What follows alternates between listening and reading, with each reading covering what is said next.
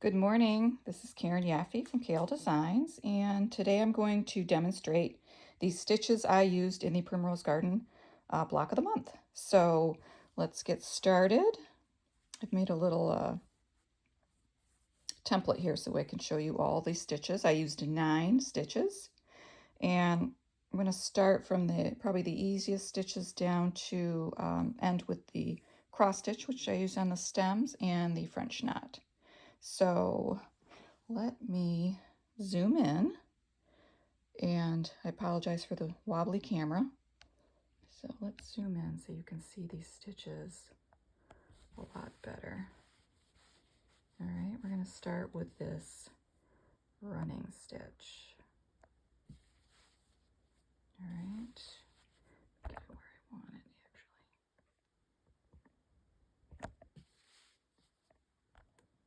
All right, we're going to start with a running stitch, and in my wool applique, I used all size 12 Valdani threads. So I am going to use my favorite needle, 24 chenille needle. So you're going to, for the running stitch, you can do it 2 ways. There's a stab method, and then there's a different method where you pick up fabric as you go. It's a little quicker method, but sometimes I'll just use the stab method because it's a little more accurate for me when I'm eyeballing my measurements. So you're going to come up from the back to where you want to start. We're going to start with a stab method. It's a little bit slower, the stitch. Decide how long you want your running stitch and try to keep that the same size as you go along. So I think they call it a running stitch because just imagine yourself running, and every time you pick up your foot, there's a part of the pavement that you don't touch with your foot, and just pretend that that's kind of where we're going. The space in between the running stitch is where your foot doesn't touch the pavement. So I usually, you can have whatever size space you want in between your stitches. For this demonstration, I'm going to put them a little closer together. So my stitch is probably 3/8 of a stitch and maybe an 1/8 in between. So, and you just continue along, watching your sizing. And that is your running stitch, stab method. So if you want to go a little faster, let me show you that. I'm going to have to flip this around.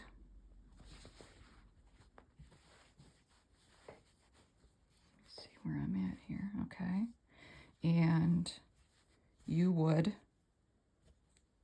figure out your same amount of stitch and then pick up what you think is your spacing, like that. Another stitch, pick up your spacing, and I think I can fit 3 stitches on here, so and another stitch. All right, just like that on your needle. And pull your thread through.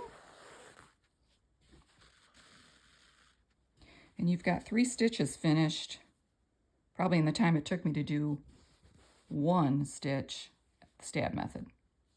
So that's the other way you can do that stitch. So let me clip that. So the next stitch is the back stitch.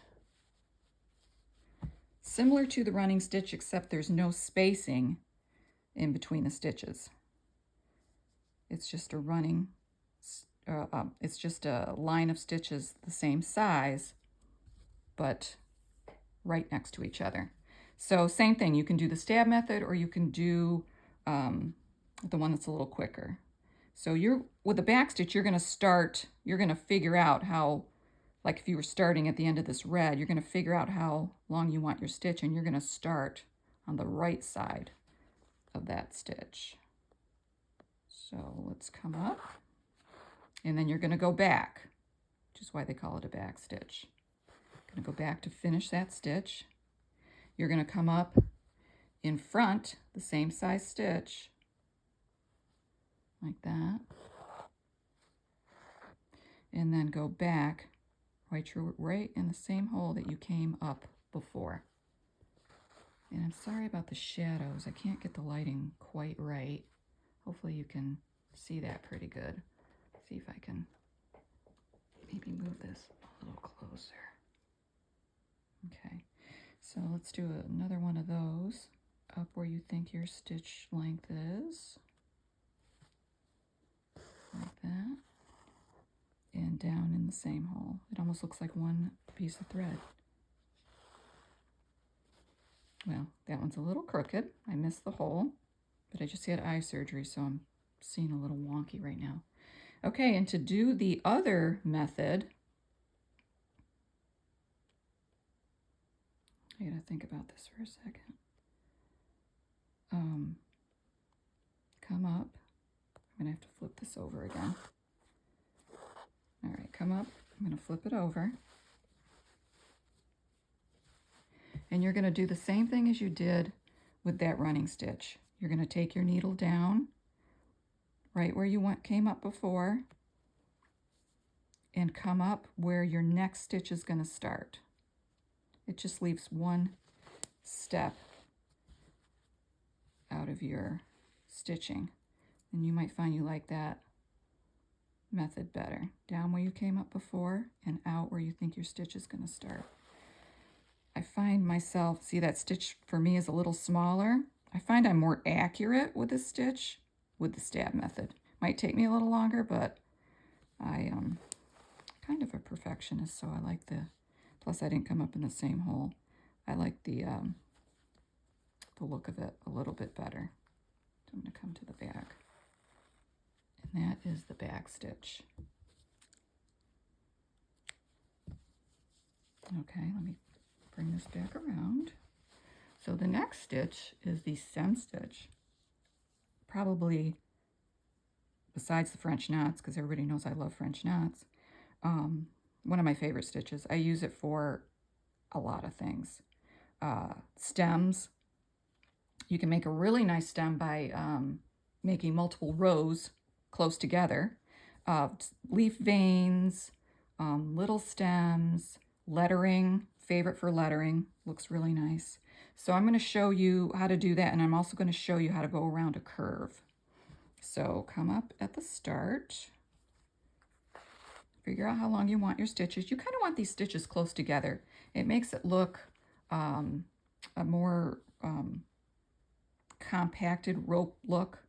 The farther apart your stitches are, the looser that's going to look. So make your stitch. This is probably a 3/8 of an inch stitch, and you're going to come up not in the exact hole, but just shy of it in the line of that, on that line. Make your stitch, and then you're going to do the same size, but then you're going to come up in the same exact hole. It's just the start where you're just shy of it. And you continue along. Go down and keep your thread down. And that is because when you're pulling this thread up, and you've got this thread coming up anchors this loop so that it won't roll, especially when you're going around curves. So as I'm coming up on this curve, you're going to want to keep your stitches a lot closer together. That helps you so you don't get that like chicken feet look where it looks like you've got little hairs hanging out of your threads. That's because you don't have your stitches close enough together. So I'm going to start getting a little closer together. Okay, see if you can see that. These are probably 1/8 of an inch. And sometimes if you've got some sharp curves, you're going to get right next to that other stitch. Like this one is a really small stitch. See that? It's probably a 1/16. So I'm going to continue with these really small stitches around this curve.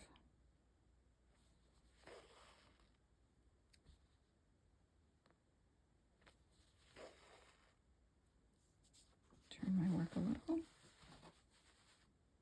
Hopefully you can see this pretty good.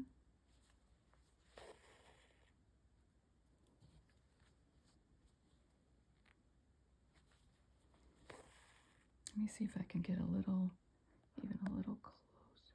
Okay, just like that. Try to keep my work in the center here so I don't lose the picture. All right, I'm keeping that thread at the bottom, turning my work as I go. Okay, and almost finished with my curve.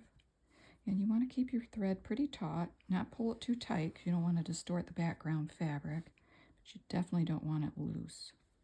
And then as you come out of your curve and you're, straightening out, you can go back to the original size of your stitches.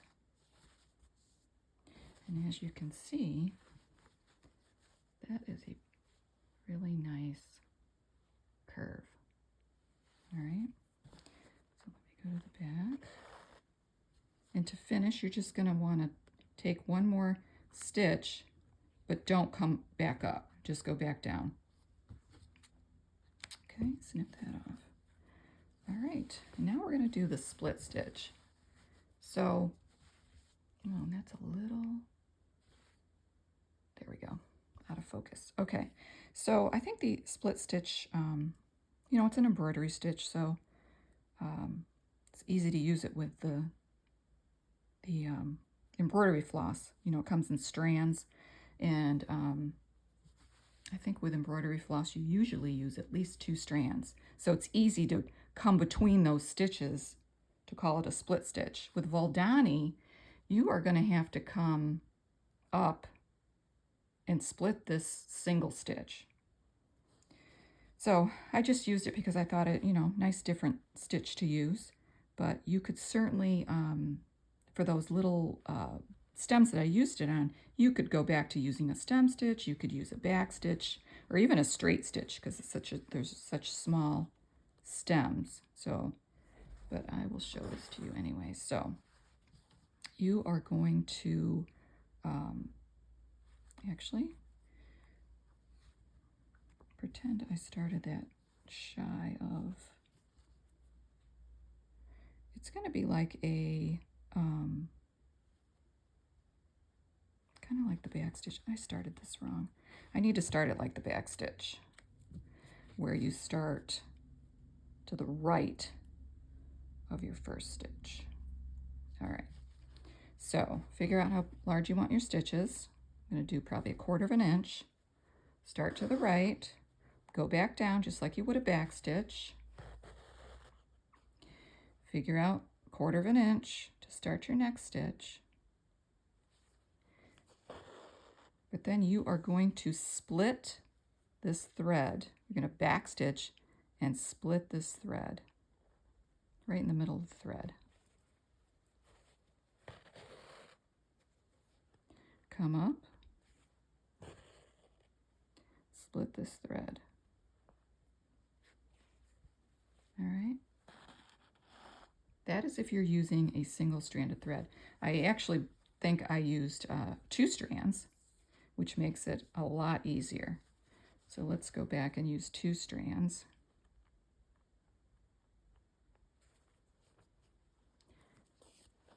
All right, pretend this is my first stitch. Come back up, and then go between those 2 threads. If you can find it. All right, come back up, next stitch, go down between those 2 threads, right in there. Come back up, find those 2 threads, go between. We'll do one more. Hopefully you can see that because I'm running out of thread. Go between these 2 threads, right in there, right in the middle of that stitch and go back down. It's just a different look, very subtle, but I use it often. All right, so let's clip this thread, and I have another needle that I have prepared. I try to do that sometimes because I don't like to thread needles. Okay, so now we're on to the chain stitch, one of my favorite stitches. I go right to left, so you're going to come up at the end, and this is really a lazy daisy, combination of lazy daisies that make it look like a chain. You can use these for stems, you can use it for lettering. I've seen it lettering. I want to try that one of these days. So you come up, keep your thread at the bottom. I keep my thread at the bottom, like a backward C. Go down really close to where you started. Pick up a stitch, however long you want that stitch to be. This is probably 3/8 of an inch. Seem to like that size. Pull your thread, and you're going to make a loop, really pretty loop. If you pull it too tight, it'll be skinnier, like that. But you can just, if you don't like that look, just pull a little back out and redo your loop. I think that's like a good size to use. Make your backward C with your thread. Go down right where you came up, same size stitch, and you make another loop. And you continue that until the end. Let me show you how to end that. This is like a, it's a really easy stitch and kind of mindless, so you don't have to really think about it, which I like to. If I have to think about all the steps I do in a stitch, it takes me a lot longer. All right, let's do a couple more. Down where you came up, I got my backward C thread going. If you accidentally didn't do it, you would lose your loop. See, I'll give you an example of that. Go down. So you're coming up and all of a sudden you're like, oh my gosh, I didn't do that right. Well, just figure out where to go in, pick up that loop, and continue. And then to end, you're just going to go to the back of that loop. Make sure you don't go to the inside of the loop, go to the outside and go down right where you came up, really close to it. Pull your thread and it's going to tack down that top loop. And then you're finished. Really pretty stitch. Let's get rid of this needle. So now I'm going to show you the whip stitch and the blanket stitch. Some of the pieces in this applique I did, some were whip stitch, smaller pieces, and then a blanket stitch for everything else. So whip stitch is pretty easy. Also, you could do the stab method or like a running of it where you pick up more stitches and go a little quicker. So I think most primitive looking wool appliques, they will use a whip stitch and they will use a color of thread to as closely match their wool as possible, because then the thread just disappears and it doesn't even look like it's stitched down. So you're going to come up underneath, and I like to come close to one of the corners to start, because I want that corner tacked down in case my fusible gives way. Also, I just don't want it to, flip up where you could catch it on something later on and maybe pull your whole piece off. So you're gonna take a very small, probably 1/16 of an inch stitch, go to the back. So just imagine this being a green thread and you probably wouldn't even see that stitch. Then you're gonna go, you can space these as close or as far apart as you like. This I'm going to do about 1/4 of an inch. Come up very close to the wool, but don't pick up the wool. Go down another 1/16 of an inch. So on this side, I'm just going to do the stab method. The other side I'll do the quicker version.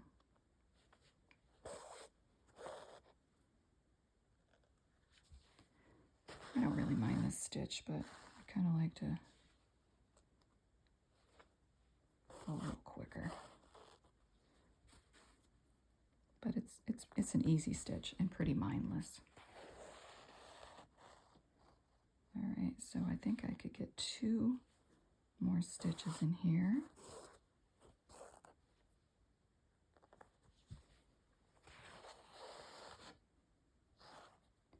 Okay, 1 more at the corner.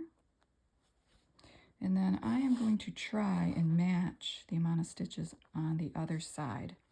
I think it just looks, unless I was using a thread that matched my wool. But normally I like contrast and I like using variegated threads. I'll try to match the amount of stitches. So I have 6 to the other side so it looks uniform. So come up, same distance you did the other side. I'm going to turn this around.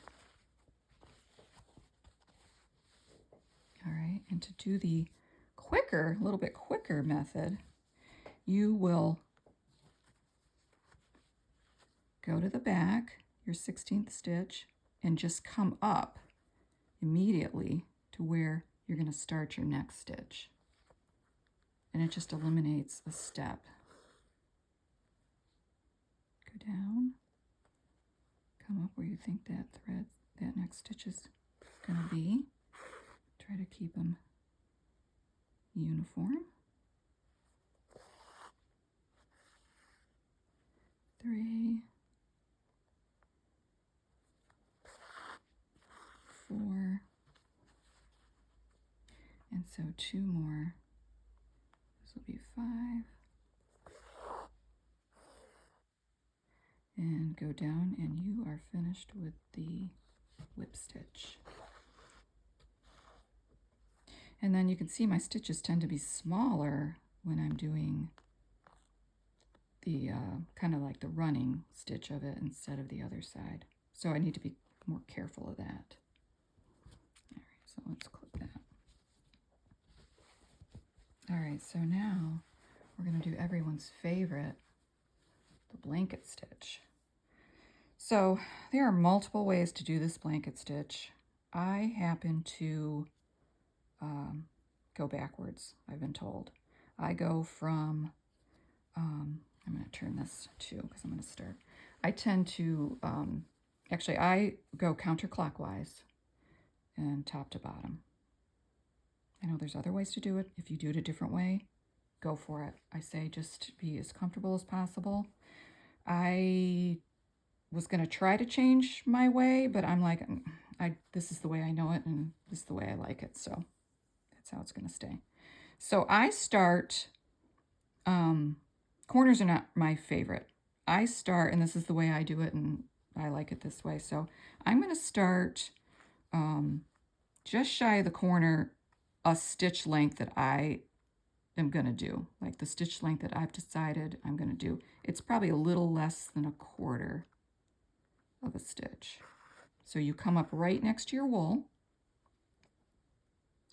go down in the center between this side and this side, and come up right next to that thread.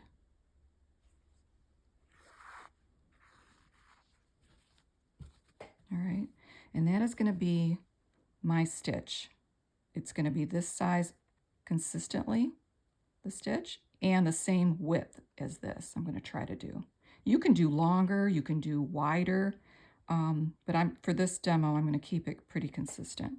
So you go down right where you figure out is the same length as that stitch prior, and the same length from here to here. Keep your thread down because you're going to want it to catch this thread that you're pulling to make that nice side stitch right there. And then you're just going to keep doing that.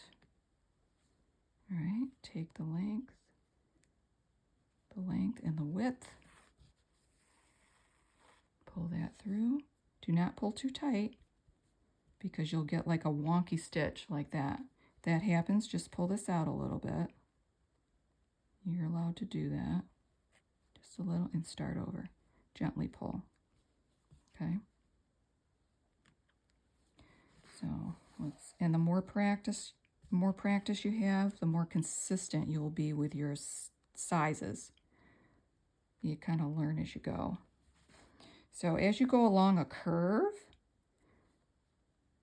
your top is going to end up being a little bit wider just to accommodate the curve, but this thread should be the same distance as the prior ones. And I am normally a tabletop stitcher. My work's usually flat on my table. I don't normally pick it up unless I have to go to the back. That's just the way I stitch. All right, so I'm kind of getting to, let me do one more stitch. I'm getting to my first corner, and I'm going to assess how many stitches I need to reach the corner so it looks consistent. I think if I only did 2, they'd be wider than these, so I am going to do 3. And sometimes you need to get smaller as you come to a corner, especially if you have leaves that are skinnier, which I kind of do in this wool applique. So that's one stitch. Let's do another stitch. And now I'm at the corner. One more stitch. I'm going to turn this. And to do the corner, you're going to take another stitch, but I'm going to go down right where that thread came up before. And you're going to come up right at the tip. Keep your thread underneath. Pull this, not too tight. You can kind of finesse that thread so that it makes a really nice straight line right to the corner. Do a close-up of that. See that? And then you are going to go down right on the outside of that loop you made and go to the back to tack that down. All right? Flip your work over. Take a really small tack stitch right under your leaf. Okay, flip it back over. You're going to come up right where you went down prior, right at the tip. Try to do the same hole. You see that?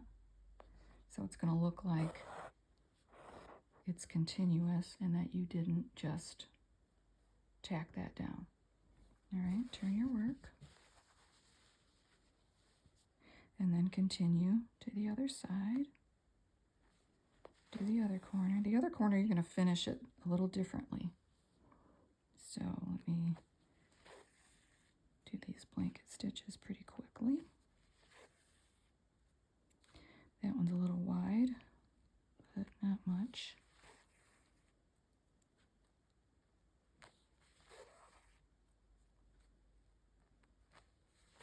I like this stitch a lot because it frames in. I like how it frames in the wool piece and it keeps it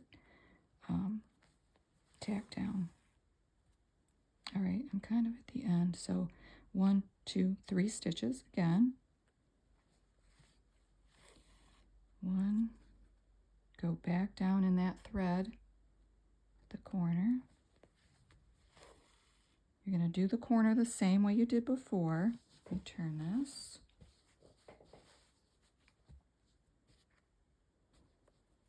Come down right where those threads came up. Come up at the tip, thread underneath. Pull your thread and kind of make it look nice. You are going to go to the back.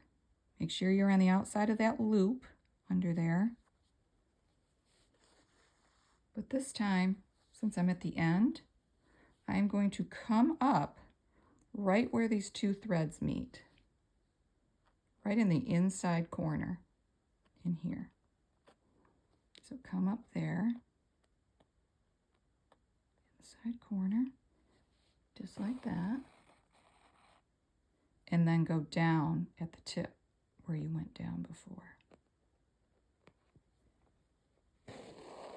And that's going to finish off the corner of that leaf.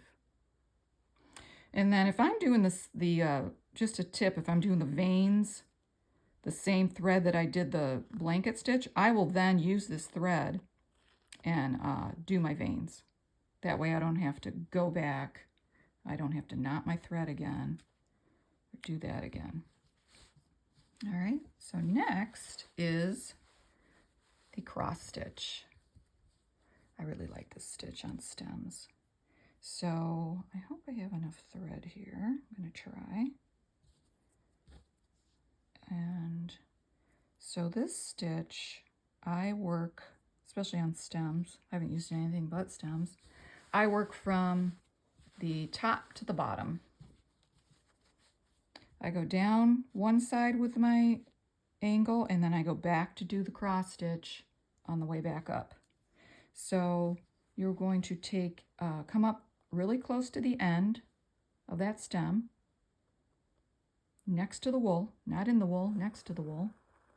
And then you're going to start your angle. So you could do really, narrower crosses.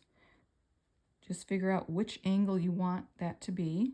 And I will, when I'm starting out, I will lay my finger on there and then it helps me to make that angle exactly what I want it to be. And then you're going to go directly across and come up next to that wool. Directly across. Make your angle again. Hold it down and go down. And come up directly across. Now to make it a little easier, so do my angle again, you can go down and go underneath the wool and come up directly across in one stitch instead of going back behind, coming back up. And so I'll do this. I'll hold this thread down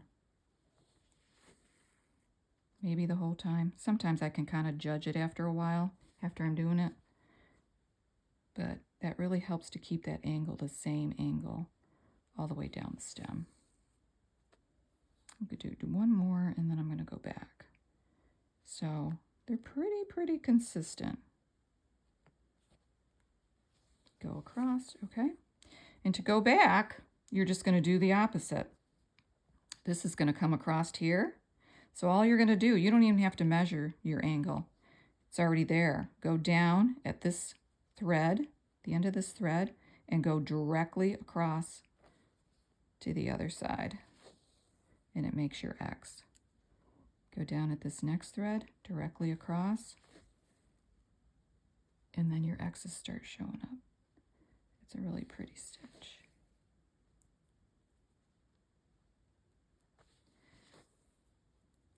All right, 2 more to go.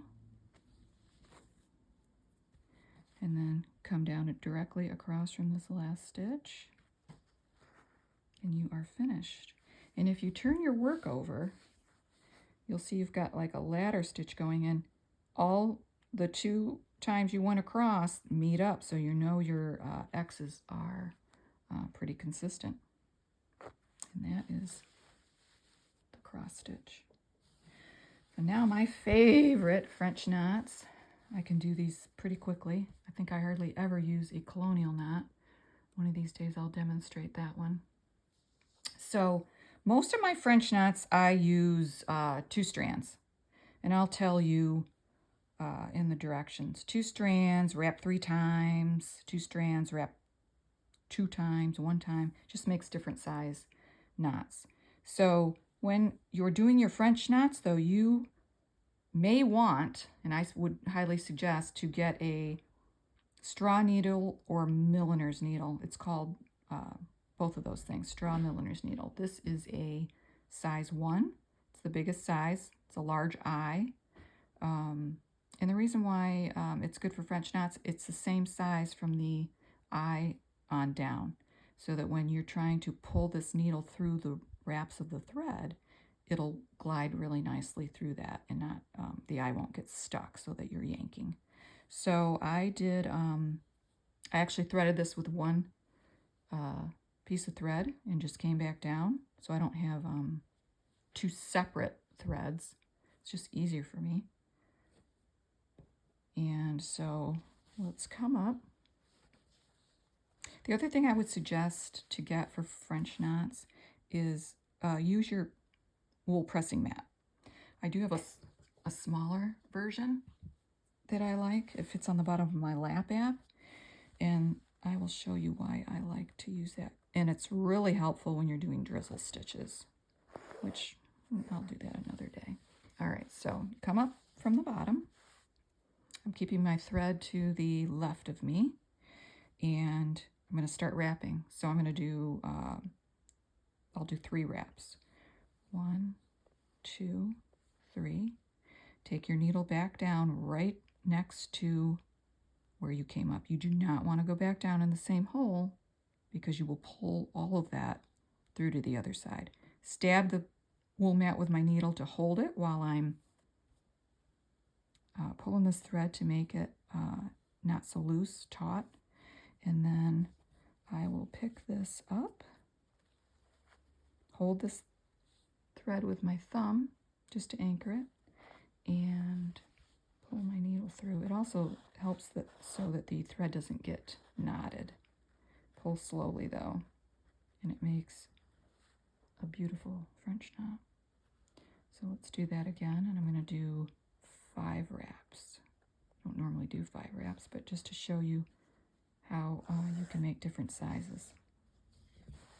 All right, so we're going to wrap 5 times. 1, 2, 3, 4, 5. Go down right next to the hole you came up in. Use my wool net to anchor so that I can pull these threads, push them down to the end. All right, hold that with my thumb, lift up, and push my needle through. Slowly. You can see I've got a kink in my thread. There we go. Pull that through. And you can see that that French knot is a lot larger than the 3 wrap. And let's do one more time. I'm going to do 1 wrap. Sometimes you want a daintier stitch. Also, to get different sizes, you could get a smaller milliner's needle. I think they go up to a size 10 maybe. All right, so wrap once, go down right next to that original hole, pull that thread so it's taut, hold it with my thumb, and pull thread to the back slowly. All right, and that is 1 wrap. So you've got 1 wrap, 3 wraps, 5 wraps. Okay, so I hope this tutorial helped you out. And if you have any questions, don't hesitate to reach out to Katie or I. My email is kayaf8@gmail.com. You could also message me on Kale Designs if you'd like. Or, you know, just ask Katie a question. I always see her posts. So we're here to help. So anything we can do to help with this block of the month. I'm so excited that you are starting. Just let us know. We're here to help. Thank you and happy stitching.